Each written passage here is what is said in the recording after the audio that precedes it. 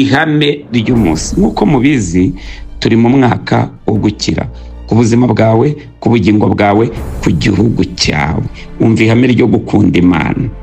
Zaburi ya 91 umurongo wa 14, kuko yankunze akaramata nicyo nzamukiriza, nzamushyira hejuru kuko yamenye izina ryanjye, azanyambaza nanjye mwitare.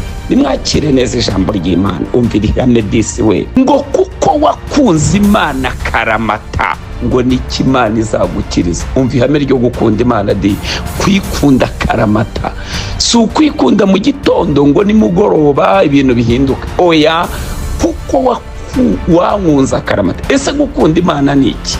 Bakunda Imana gute? Gukunda Imana nibabivuga, gukunda Imana barabikora.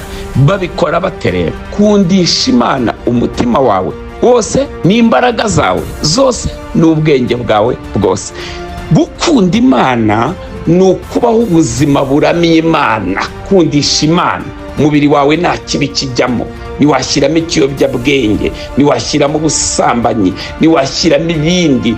Umubiri wawe, ingingo zawe, imbaraga zawe byose bihora biramya Imana. Ngabo bantu bashoye iyo mizi ngo nicyo kizatuma Imana ibakiza, ngo kuko babikoza akaramata ngo nicyo kizatuma ibakiza. Shoje nkubwira ngo ibukuriwe biri mu bigize amahame.